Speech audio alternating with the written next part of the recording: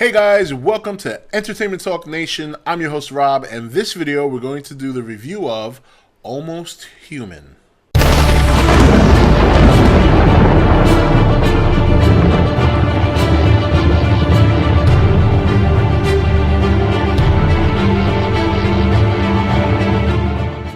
Hey guys, welcome back. So this episode was episode 4, The Bends. Now, I kind of missed the first 15-20 minutes. Sorry, I was trying to work things out here with getting my channel set up and totally lost track of time. But I did catch the last 30-40 minutes or so. And obviously this episode seemed to be, and if anyone here who watches this video, please educate me in the comments. But I do want to talk about what I did see because there were some pretty cool things. First of all, the fight between Dorian and the other android was awesome.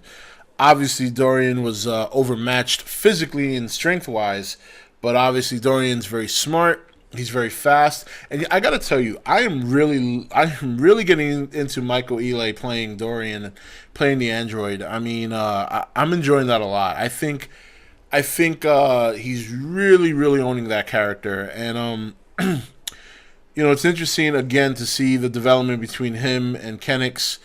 I want to see a little bit more of Lily Taylor's character. I think she's a great actress, and I think they should utilize her more. The one thing I didn't see, it's hard to say because, like I said, I missed a good portion of the episode. But I saw that Rudy was very much involved in this episode in terms of being on the field, and I understand that the reason they used him was because apparently there's this drug that I guess these bad guys are trying to produce. They did not, every person they've tried to either hire or get on board to produce this drug, they just weren't getting the results they wanted. And finally, Rudy seemed to have come up with a concoction that was 95% potent, or 95%, proof, or whatever you want to call it. And since he could do that, they figured he could infiltrate and help bring this kingpin down, or just for lack of a better word. And apparently, the person who was the bishop, they were calling him, was linked to the police force. Now, like I said, I missed the earlier portion of the show, so I didn't get the story behind that link if there was one. So please educate me as you see this review. And the thing of it is, I didn't want to wait a week to watch the show and then review it properly and then fall behind. I'm already behind with the Agents of S.H.I.E.L.D., so I kind of want to stay on track here. So please, if you're viewing this video and you saw the show, help me out with at least the first 20 minutes of the show, which I missed. As I said, I saw when Rudy was trying to infiltrate, and he's getting so nervous, and he passes gas. And I know people are gonna hate that, but let's be realistic here. If you're working for the police force, and you're kind of into the forensics, or you're behind the scene, you don't go out in the field. You just kind of stay. You do lab work. You provide intel for the cops based on your lab work. And you're thrown out into the field. You got no training. You don't know how to use a weapon. You're surrounded by people who would kill you in a heartbeat. I think it's fair to say that you would probably do more than pass gas if you got nervous. You'd probably piss or shit your pants. So it was a funny moment, and I thought it was kind of appropriate for the character. Now, he obviously barely infiltrated, and finally when the real bishop was revealed, and it turned out to, I believe his name was Alex Barros, he welcomed Rudy on board. Now at that point, the cops had already, Kennex, Dorian, and the rest of the crew already had lost track of Rudy because they gave him some liquid to drink, which kind of hid his tracking device. And this is how they found out that Alex Barros was involved, because they only had just recently developed that hardware, or that technology that Rudy was using. So for the enemies or the bad guys to find a way to counter that, that's kind of, they put two and two together, and that's how they found out who it was.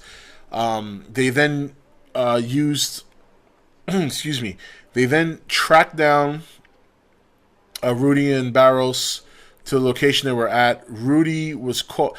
Rudy was trying. I'm trying to remember which one came first.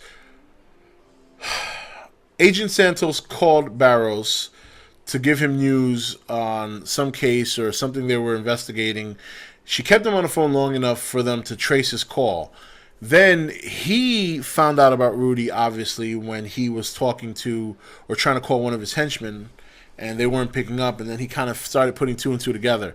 And then poor Rudy's running for his life. He gets shot in the arm. Finally, Kenix and Dorian arrive. Kenix goes after Barros. Dorian fights the android. And then finally, after all said and done, the good guys win. Dorian, Kenix, and Rudy go out for drinks, and the end of the story. Again, it's hard for me to judge the episode because I didn't get to see the first part of it. But I can say this: I still love Dorian and Kenix's connection.